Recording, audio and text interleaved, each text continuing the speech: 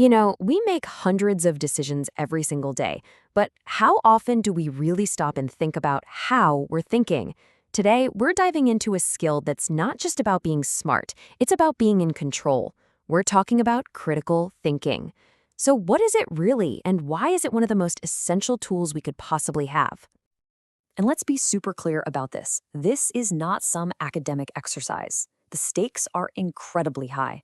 When we fail to think critically, the ripple effects are real and they are massive.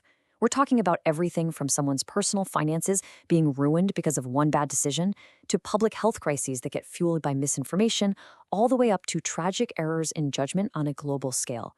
This isn't about winning an argument, it's about navigating reality itself. And the cost of getting it wrong? Well, it's steep. Martin Luther King Jr. just captured the danger perfectly with this. It's not usually malice that causes the most harm, but sincere ignorance. It's those well-intentioned ideas, the ones that go unexamined and unchallenged, that can lead us down the most dangerous paths. And this is exactly why learning to think critically isn't just a self-help goal, it's a fundamental responsibility. So here's our game plan for how we're going to build this skill together. We'll kick things off by understanding why it's so vital. Then we'll break it down into its two key parts, the skills and the mindset. After that, we'll learn to spot the mental traps that fool, well, all of us.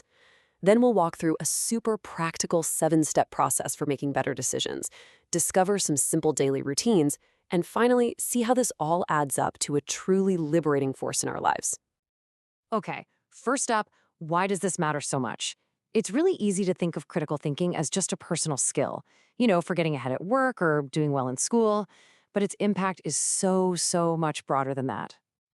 I mean, think about it. Our entire society really rests on this. Our justice system absolutely relies on a jury's ability to weigh evidence without bias.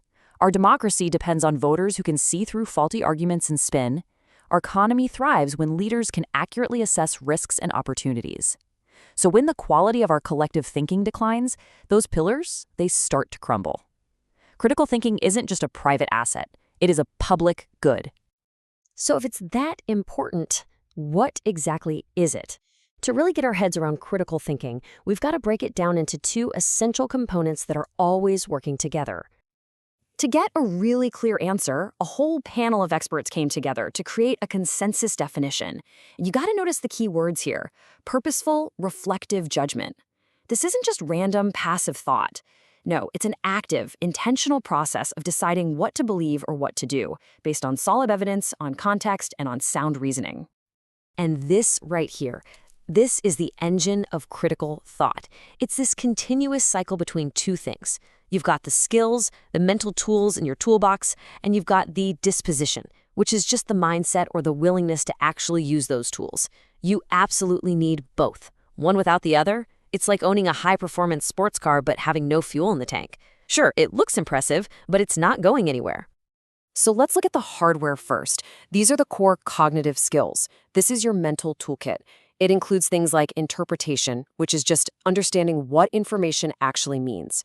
Then you have inference, which is the ability to draw reasonable conclusions from evidence, not just making wild guesses. And crucially, self-regulation. That's the skill of stepping back to check your own thinking for flaws. These are the actual tools.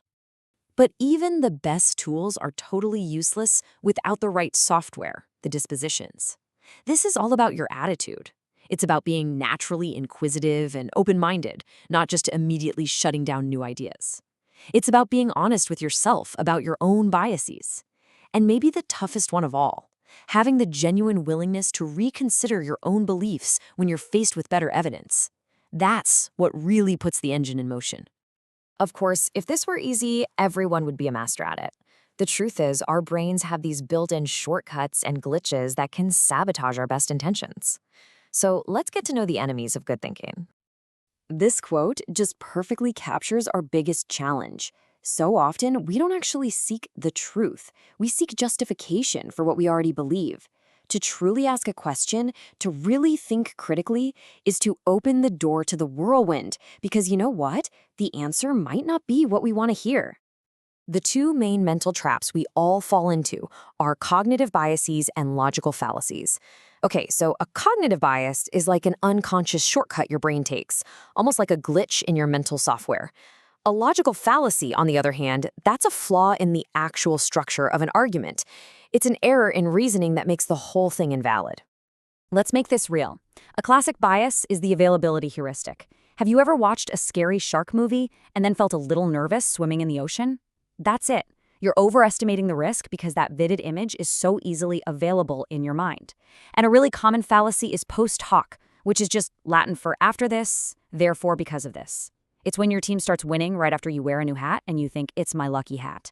Our brains are just wired to see patterns even when they aren't really there. All right, so now that we know the traps, how do we actively practice better thinking? This section is going to give us a practical, step-by-step framework we can follow. Here it is. This is the roadmap, and it's a really logical progression. You start by getting crystal clear on what the problem actually is. From there, you cast a wide net for information, and then you scrutinize it. Next comes a really crucial part, considering other viewpoints. Only then do you choose a path, communicate it, and finally, and this is the step most people skip, you reflect on the outcome to get smarter for the next time. Now, you could argue every step here is important, and you'd be right, but step 4, that's where the magic really happens. This is the hardest part, deliberately challenging your own point of view. It means really asking, what if I'm wrong? What is the absolute best argument against my own position? Without this step, this whole process can just become a really sophisticated way to confirm what you already believed in the first place. A 7-step process is awesome for big decisions, but how do we build critical thinking into a daily habit? Let's look at some simple routines that can help build up that mental muscle. The foundation for building any good mental habit is this concept called metacognition. It sounds super complex, but it simply means thinking about your thinking. It's just the act of stepping outside yourself for a moment and observing your own thought process, looking for those leaps in logic or hidden assumptions that you might be making. So how do you actually practice this? Well, researchers at Harvard's Project Zero developed a really powerful method called thinking routines. These are simple, structured exercises that are designed to take our messy, internal thought processes and make them external and visible, where we can actually see them and work on them. And here's a fantastic one you can use literally right now. It's called See, Think, Wonder. When you encounter anything, an article, an image, a situation, you first just ask, what do I literally see? Just the objective facts. Then, what do I think about that? This is where you bring in your own interpretations and opinions. And finally, what does it make me wonder? This last step opens a door to curiosity and deeper questions. It's simple, it's memorable, and it's incredibly effective. And that brings us to our final section. Let's zoom back out and just appreciate the profound personal power that comes with the skill. This quote, I think, perfectly captures the beautiful balance of a truly critical mind. It's not about being negative or cynical. It's about being skeptical enough to question things, but not so cynical that you just stop seeking answers. It's being open-minded, but not so wishy-washy that you don't have any convictions. It's this disciplined, constructive, and ultimately liberating way of engaging with the world. So the crucial point is this. We've seen that critical thinking is the absolute foundation of a healthy, functioning, free society. It's not someone else's job. It's a power and a responsibility that we all share. So the final question isn't whether it's important. The question is, what will you do with it? How will you use this skill to make better decisions, to understand your world more deeply, and to contribute to a more rational society?